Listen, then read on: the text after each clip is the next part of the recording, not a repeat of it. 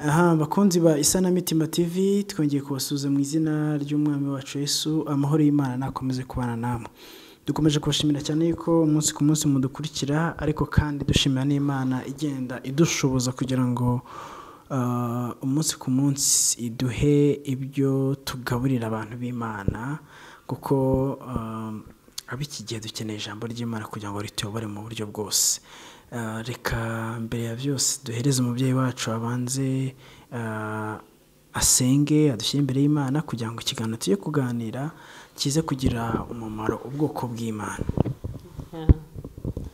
Imana ihabwe icyubahiro, Imana iguhe umugisha. Reka dusenge. Imana nyir'ibihe bidahinduka, cyubahiro cy'amahanga yose, turagushimye tuguhaye icyubahiro kuri Imana yaremye isi n'ijuru n'ibirimo byose. Cyubahiro n'ikibi cyawe Data wa twese wo mu ijuru. Niyo mpamvu nanone tukwinginze ngo umwuka wawe wera aganze imitima yacu, aganze ubwenge bwacu ndetse n'ibitekerezo byacu, kugira ngo nitubumbura akanwa kuvuga wivuganiye n'ubwoko bwawe. Bari ku isi yose, abatwumva, abadukurikiye, ntibebe ari twe bumva, ahubwo bumve imbaraga zawe muri twe, bumve ijambo ryawe rinyuze muri twe, kandi bahindurwe naryo ku isi yose, mu izina rya Yesu Kristo umwami wacu. Amen, amen. Imana ibahe umugisha. Amen. Hanyuma ubushize mwatuganirije amagambo meza agendanye n'uburyo umusore n'umukobwa bakwiriye kurambagizanya, nta n'umwe urebye ku byerekeranye n'imitungo.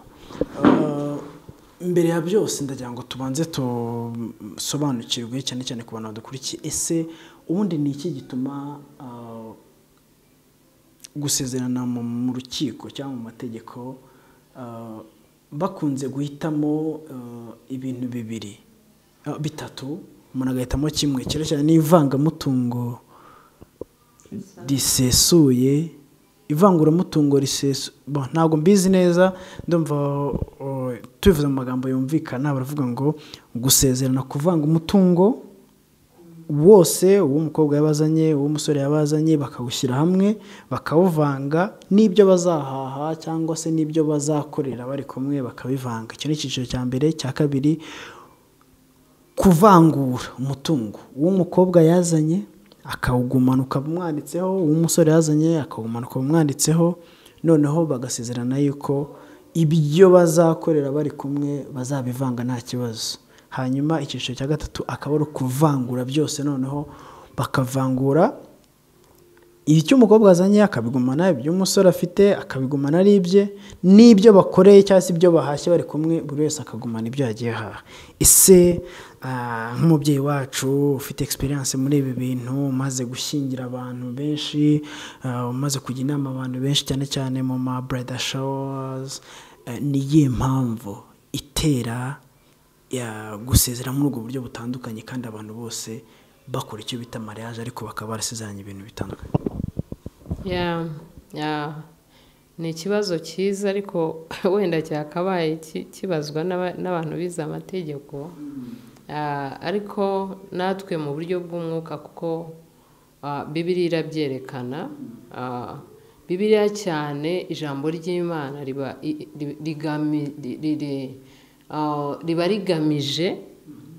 rigamije ku rukundo cyane, kuruta buno butunzi twirukira, kuruta ino mitungo twirukira, kuko Bibiliya yo ireba ko urukundo ariyo treasure ikomeye, aribwo butunzi bukomeye bwa mbere, ibindi byose bikaza bikurikiraho bishamikiyeho. Ariko iyo abantu bagamije ubutunzi nta rukundo, Bibiliya iyo ibibona ko nta musingi, nta fondasiyo bafite izamara igihe, ahubwo ibibona ko bubatse urugo cyangwa umuryango ku musenyi. Yego, kuko urufatiro rukomeye Bibiliya yibandaho ni abantu kubanza bakagira isezerano ry'urukundo, hanyuma imitungo ikaza nyuma. Rero nkibaza ko ariyo mpamvu n'ubuyobozi cyangwa amaleta areba kuri icyo kintu akagena n'itegeko ribigenga rikagenwa rikajya mu yandi mategeko kubera ko nabo barabizi ko iyi mitungo ivangira abantu mu rushako ari nayo mpamvu umuntu ashobora kudisayidinga akavuga ati uyu muntu koko niba yahunze kubw'urukundo reka mubwire ngo twe kuvanga umutungo ndebe koko ko akomeza kunkunda iyo niyo tesiti navuze ubushize noneho iyo avuze ati ntabwo tuzavanga umutungo wenda tuvuge ni ku ruhande rw'umugabo koko afite imitungo biragaragara akabwira umukobwa ati ntabwo tuzavanga umutungo akarenga akamwemera ahita amenya ko ari urukundo bashobora no kuzayivanga nyuma kubera ko umuhungu aba abonye ko amukurikiyeho urukundo atamukurikiyeho ubutunzi ni nayo mpamvu rero ubona abantu bapfa imitungo kuko ntabwo umuntu yagombye guhaguruka yumva ko agiye kwinjoyinga cyangwa gutegeka cyangwa kuyobora cyangwa kugira access ku butunzi atigeze agiramo uruhare kenshi n'amategeko ahita abona abashinga amategeko bahita bagenzura bakareba bakavuga bati niba umuntu yahagurutse akajya gushaka undi akurikiye ubutunzi nta rukundo rurimo ejo bazabipfa ejo bazicana ejo bazabirwaniramo rero bakagena itegeko mwebwe mukihitiramo niba koko abantu bakundanye bakavuga bati koko kubera ko dukundanye tukaba urukundo rwacu ari rwo tugamije reka n'umutungo tuwuvange ibyo bigaragaza ko ejo mutazashwana cyangwa mubirwaniremo ariko koko niba nta rukundo ntimukwiye kuvanga n'uwo mutungo kubera ko n'ubundi ntago muba muri bumwe kubera ko nta rukundo mufite.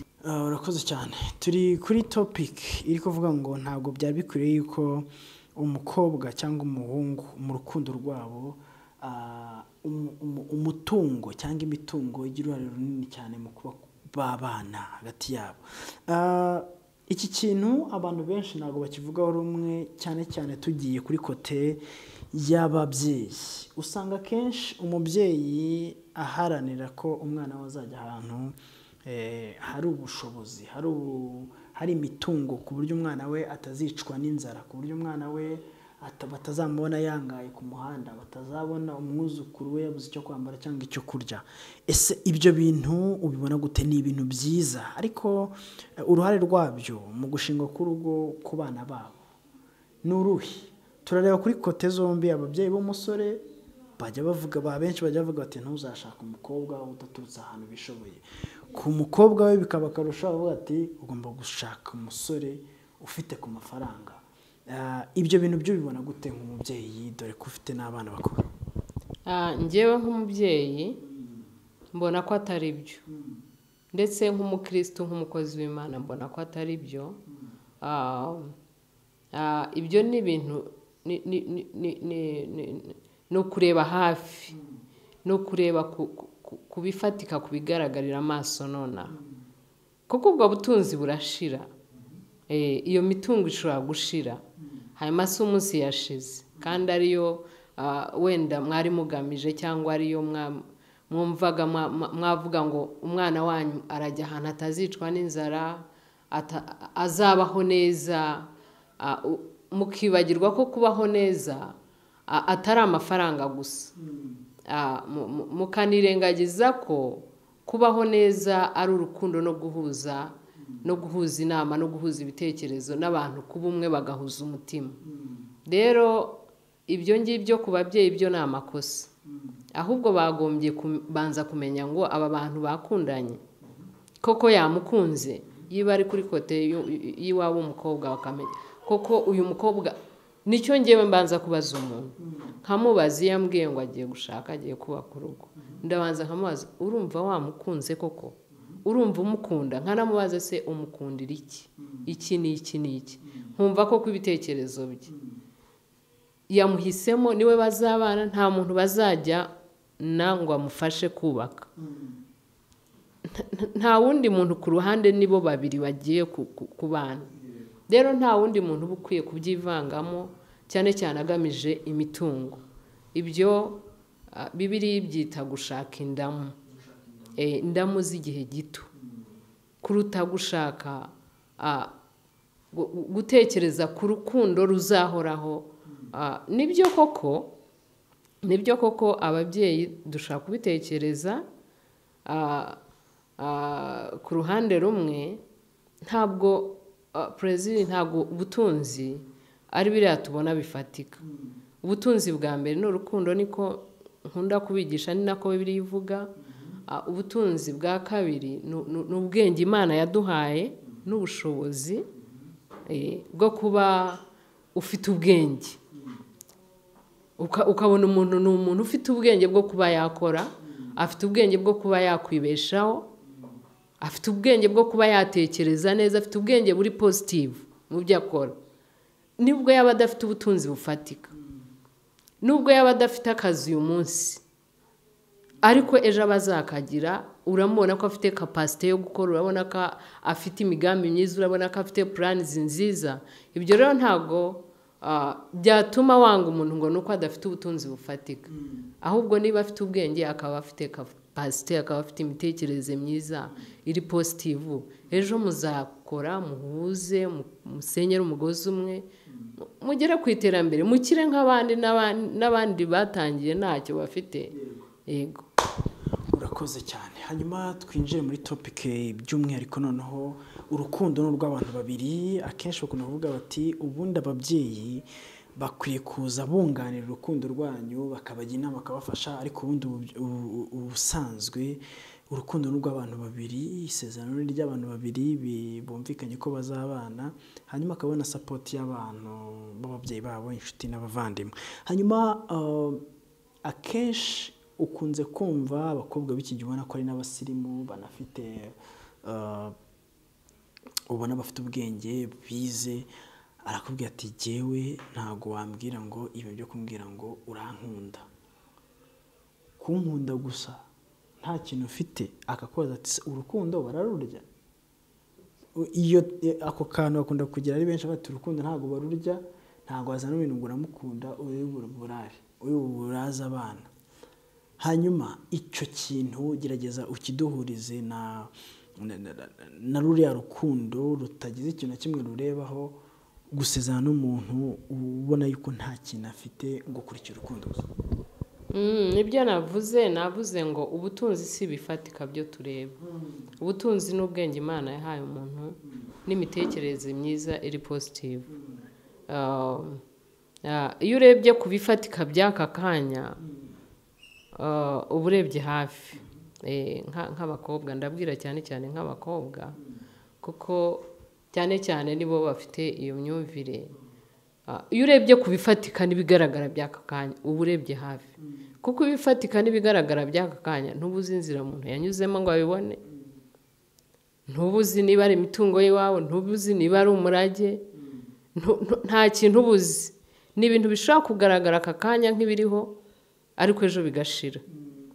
Rero urumva iyo bishize ari byo wagiye ugamije, ni ukuvuga ngo n'urukundo ruhita rushira, kuko ntabwo wagiye ukunda wa muntu, ahubwo wagiye ukunda ibyo afite. Ni ukuvuga ngo washatse umugabo witwa amafaranga, witwa imitungo, witwa ubutunzi. Ibyo nibivaho rero wa mugabo ntazongera kugira agaciro imbere yawe.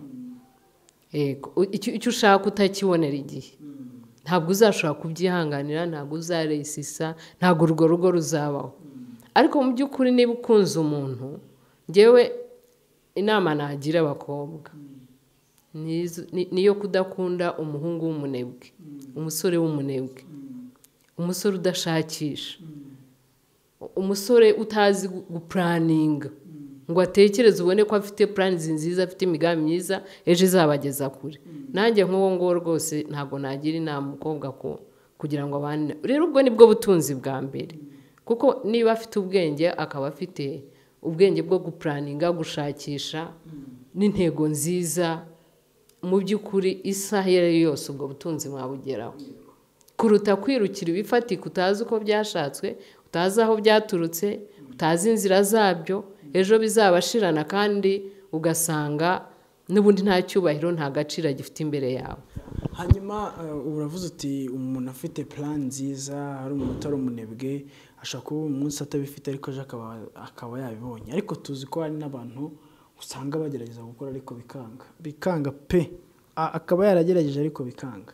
Ese aho ngaho ntabwo wenda waba wirengagije yuko abantu twese tutagenewe gutunga ubutunzi wenda bufatika cyangwa bugaragara, umuntu ugasanga arinze asaza nta kintu arageraho, kandi nyamara wenda atari ubundi bunebwe, kuko turabagira benshi bagerageza gukora ariko bikanga. ntabwo ngiye mbyemera gutyo, cyane cyane ngewe ndifaringa ku bukirisitu cyangwa ku ijambo ry'Imana. Yego Bibiliya nayo buriya yanga abanebwe, yanga abantu b'abanyabuti, yanga abantu badapuraninga neza. Ariko iyo utari umunebwe ukaba ufite intego nziza zitarimo amanyanga, zitarimo uburiganya, Imana byanze bikunze guha umugisha. Ibyo uvuga nibyo, ndetse abantu barakora cyane, ariko nanone hari igihe ushobora kugenekereza ugasanga uburyo abantu bakora, urwego rwo kuba rwo gushakisha umuntu ariho ushobora kutangana n'uburyo yabonye ubwo bushobozi. Nyamara n'ubundi n'abo bakobwa tuvuga baba bagiye kurambagizwa n'iki, ntabwo abo baba banze, ntabwo ariko bose baba badafite wenda umutungo, baba bafite ariko nyine wenda utangana n'iki n'uwo mutungo bifuza kuba wenda bageraho, ariko urwego rwo kuba yagera kuri ibyo bintu akaba atarabigeraho. Ese akenshi ubwo turavuga kuri kote y'abakobwa, ntabwo haba harimo gutandukira mu Mana cyangwa se gutandukira mu kubaha no kwizera Imana, kumva umuntu hari umutungo runaka yagombye kuba agezeho, kuba yamushaka wenda ibi nabyihanganira, abaye ari umuntu wenda ufite intebe, ibi byo nabyihanganira, ariko nta ntebe afite akaba afite udusheze, aho ntabwo nakwihangana.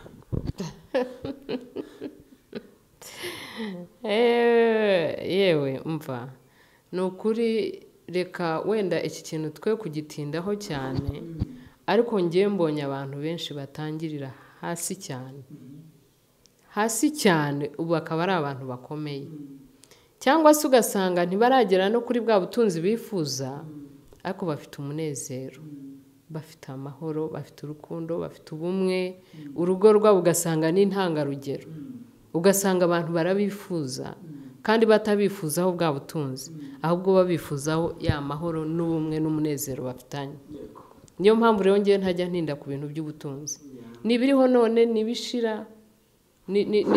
Bibiliya iravuga ngo bitamuruka nk'igihu, bishobora kuba biriho none ejo bigashira, ariko urukundo ntirushira.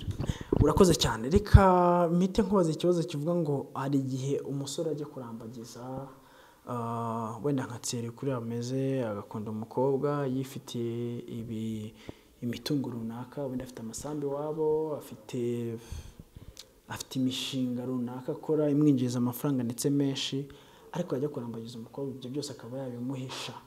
Ese ubwo buryo bw'imirambagirize, niba ubifitemo experience, byaba biterwa n'iki? Ese niba koko biriho, byaba ari byiza, ntacyo bitwaye abadukurikira bashaka gukoresha ubwo buryo kugira ngo wenda bamakinge show y'urwo rukundo, bimeze gute? Umbaje ikibazo cyiza, ushize narabivuze mu nyigisho yanjye y'ushize. Igituma abantu, umukobwa ashobora gukundana n'umusore yarangiza akamuhisha imitungo, wenda iri iwabo ahantu cyangwa ahandi hantu, cyangwa akanashakana nawe yamaze kuyikuraho yayishyize ku bandi, ku babyeyi cyangwa iki. Nuko kenshi aba abona ko wa muntu atamukunze urukundo nyarwo, ahubwo yamukundiye ibyo afite, ariho agamije, ariho afite target. Noneho nawe akavuga ati uyu nguyu anytime twashwana, uyu nguyu ndabona n'ubundi nta gihe tuzamarana. Kandi akaba azi ko itegeko rivuga yuko iyo wavanze n'umuntu umutungo mugabana 50-50, cyane cyane ko abakobwa benshi ntashobora kukwemerera gushakana nawe mutavanze umutungo, mudasinye ivangamutungo. Abakobwa benshi ntashobora kukwemerera ko mushakana mudasinye ivangamutungo, cyane cyane yazi ko ufite uwo mutungo. rero nawe kubera ko ababona ariyo target afite agerageza kwikuraho ya mitungo yose no kuyihisha kugira ngo abayibona gutya azi ko imwanditseho atanabizi atazi n'amabanga ye kugira ngo isa yose nibashwana bakajya gusaba divorce abura icyo bagabana kuko abavuga ati imitungo nakoreye adahari ntazi n'ukuntu byagenze ntazi n'aho byaturutse none antagetinze kuvuga ngo nidushwana tugabane 50-50 nk'uko itegeko rivuga kuko atakwica itegeko atagomera leta niyo mpamvu abyikuraho kugira ngo nibanashwana bazagabane duke turi hano tugaragara. Akenshi ngiye mbiva muri kote yo kugira ngo arebe neza niba wenda umukobwa ashobora kuba mukunda by'ukuri atarebeye kuri ya mitungo. Oya aho ngaho nuko mbisobanuye ahubwo iyo ashaka kumutestinga ahubwo aramubwira ati twarakundanye warankunze naragukunze ariko kwivanga mutungo ntabwo turi buvange. Noneho icyo gihe umukobwa abyemeye umusore amenya ko yamukunze urukundo rwa nyarwo rutagamije ya mitungo. Noneho ni ukuvuga ngo niyo bashakanye atangira kumuhishurira n'ibyo yamuhishe kubera ko yabonye ko atari byagamije mu by'ukuri. Hanyuma turata tujya kuri opposite yayo. Hari igihe abasore bakunda abakobwa hanyuma noneho akaba yashaka kumwereka ibyo atunze. Niba afite imodoka nziza baraza kwimutemberezamo, niba atayifite ayitire. Hanyuma ashobora no kumubwira ati hari ahantu mfite aka business ari mu mujyi, mfite inzu i Nyarutarama. Mbese akageza kumwereka ibyo afite byose akabimwereka kugira ngo umukobwa urusheho kumukunda. Urwo ni urugero rwa mbere. Urwa kabiri naho umusore ashobora kukwereka imitungo runaka kandi wenda atayifite. Ese ibyo byo ubibona gute mu rukundo mu kurambagiza? Ese birafasha kugira ngo urukundo ruhame? Ese ni hehe biba bimeze gute? Ku cyambere mbajije cy'ukuntu umusore akunda umukobwa akamuhishurira ibye byose. Buriya ndavuga ngo aba yamukunze. Aba yamukunze ariho nigishe nkavuga nti iyi mitungo iramutse hari mu rukundo byaba ari byiza rwose, fantastic, extraordinary, kuko ubutunzi buberaho kudufasha muri isi no gukemura ibibazo dufite. Ubwo rero umuhungu kugira ngo agenda kwereka ibintu byose aguhishurira amabanga yose aba yagukunze avuga ati ukuntu nanamukunze yewe habayeho n'ikibazo kuko turi abantu nubwo twagabana ntago nakwicuza. Aba yagukunze urukundo rwa nyarwo kandi ruzakomera, ruzagira akamaro, ruzagira ingaruka nziza. Ariko noneho wa wundi wirarira rero ugenda kwereka ibintu bitari ibye akwishushanyaho biba bizagira ingaruka. Urwo rugo nta na fondasiyo rufite na ntoya. Niba ari fondasiyo y'umucanga gusa hatarimo na kasima na gake kuko umunsi njya mbyumva mu buzima busanzwe umuntu akagenda akakwereka akakujyana ahantu hatari iwe, akakwereka ko afite intebe, afite ibintu byose, afite ibitanda. Noneho umunsi w'ubukwe akanavuga ati ntabwo turi butwikururire mu rugo, akakujyana mu ihoteli kuri ya ntwererano yabonye mugatwikurura mu ihoteli n'ibintu byose bikarangira mu ihoteli. Noneho mu gutaha ugasanga nta n'igitanda gihari, nta n'intebe zihari, wenda no mu kazu kadashinga. Ni ukuvuga ngo yarabikweretse mbere ukabirengaho ukamukunda, ruba ari urukundo nyarwo. Ariko niba yarakwiraririyeho ejo ukabona ko ibyo yakweretse atari byo afite, iryo joro nta mahoro, guhera iryo joro ryo kuwa gatandatu nta mahoro ashobora kubaho. Urwo si urugo, nta n'umusingi rufite. Ni bibi cyane. Ati ni bibi cyane. Hanyuma iyo ushatse umudamu wamara kumushaka cyangwa se umugabo ukazasanga hari ibyo yari yaraguhisha ariko wenda mwasezeranye ivangamutungo, byo ntabwo ushobora guteza ikibazo nubwo wabimuhisha kubw'urukundo umukunda kugira ngo wenda urebe ko agukunda adakurikiye ibyo bintu, hanyuma akazasanga ibyo nawe bimuhishe. Ese byo ntabwo ushobora guteza ikibazo? Waramutse warabimuhishe utagamije ikintu kibi n'ubundi umukunda nyuma ukazabimwereka mu neza ukamubwira uti hari ibyo naguhishiye hari ibindi ntaguhishuriye muri rwa rukundo, reka mbiguhishure, reka nkwereke n'ibindi ntakweretse kubera ko nkukunda, kubera ko nkwishimira, hari ibyo wenda ntari narakubwiye, reka mbikubwira uyu munsi. Mu rukundo numva nta kibazo, ahubwo ikibazo cyabaho abimenya abibwiwe n'abandi atari we bimubwiye, numva ariho haba ikibazo. Dufite abakobwa bagiye bagira umugisha wo gutunga amafaranga muri kino gihe, ngira ngo abantu babona ko ibintu bigenda binduka, nta kazi umukobwa atashobora, umudamu atashobora, ukagira umugisha ukawugira imitungo, ukaba ufite akazi keza umeze neza, ariko ugasanga umukobwa bitewe n'uwo mugisha yagize aragira ikibazo cy'uko nta musore ushobora kumurambagiza. Ese icyo kintu waba uzi ko kibaho? Ese niba kibaho ubona giterwa n'iki kubona abakobwa bafite imitungo, abakobwa b'abakire babura abantu babarambagiza, rimwe bakaba bagera mu myaka y'ubukure nta muntu ushobora kubabuza izina kandi ubona wenda bari bakwiriye no kuba barambagiza? Giterwa rimwe na rimwe na complexe y'abasore, kuko n'ubundi Bibiliya iravuga ngo kwifuza k'umugore kuzashirira ku mugabo. In nature niko byaremwe ko umugabo ari we mutwe w'urugo, ibintu byose ubundi twebwe twakabaye tunicara, usibye ibihe turimo byahindutse by'iterambere tugomba twese gukora, ariko ubundi according to the Bible twakabaye twicara kwifuza kwacu kugashira ku bagabo, wenda tukamenya ibyo mu rugo, abana, imyenda y'umugabo, ibintu nk'ibyo. Ariko kubera ibihe byagiye bihinduka, uko isi igenda ihinduka, isi turimo yagushije ishyano, yagwiriwe n'umwanzi Satani, isaba gushakisha, ntabwo ariko bikimeze.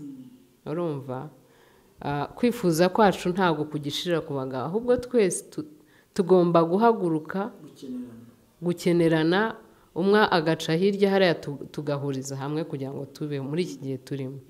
Noneho umusore yabona umukobwa afite ubutunzi, wenda aragenda mu modoka nziza, afite akazi keza, afite amafaranga kuri konti, ibintu bifatika, agira complexe, aravuga ati buse ninjye uzaba umugabo buriya cyangwa uzaba umugore, buriya umugore ntazansuzugura kubera ko ndusha amafaranga, ndusha ubutunzi. Kenshi bituruka kuri complexe z'abagabo, biturutse kuri cya cyubahiro Imana yabahaye n'inshingano yabahaye ikomeye. Hanyuma wumva izo complexe zumvikana cyangwa nta gaciro zikwiriye guhabwa niba wakunze umuntu ukwiye kumurambagiza utitaye kuko afite ubutunzi? Izo complexe haramutse hari urukundo nta gaciro zifite. Haramutse hari urukundo yakubaha nubwo yaba kurusha amafaranga, ariko still nanone iyo bageze mu rugo ya complexe ntirangira.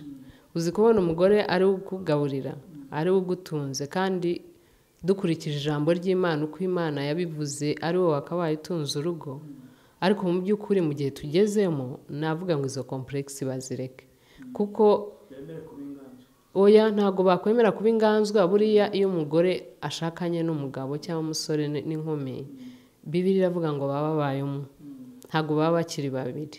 Ubutunzi bw'umugore n'ubw'umugabo, ibyanyu muri umwe, ni ibyanyu, ni umugisha wanyu, ni ubutunzi bwanyu, ni ibyanyu mwese. Rero iyo complexe ikwiye kuvaho.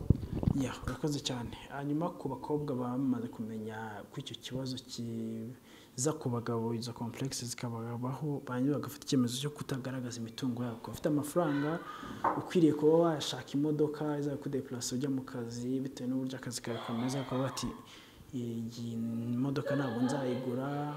Ukwiye kuba waribakiye inzu ku buryo uzayibamo n'umutware wawe bikagenda neza, iyo nzu ukayihora ukavuga ati sinzayigura kugira ngo ntazabura umuntu ndambagiza. Ese icyo cyemezo nacyo ukibona nk'icyemezo kidafite icyo gitwaye kugira ngo bitazica yambagirizwe y'abakobwa, cyangwa akwiriye kwirekura akora ibyo agomba gukora, hanyuma uzamukundira icyo akaba ari we aricyo cyemezo kigaragaza ko azamukunze by'ukuri? Erega burya buri muntu Bibiliya iravuga ngo buri kigore gifite ikigabo cyacyo. Ntabwo bishingira kuri ibyo ngibyo. Niba Imana yaraguhaye umugisha ukaba ufite amafaranga yo kugura imodoka, kubera icyo utayigura ngo uyigenderemo, ugatinda kuri icyo kintu cyo gutekereza ngo umugabo ntazankunda. Niba hari umuntu Imana yakugeneye, yaguteguriye ko muzabana, ntabwo azakwangira icyo.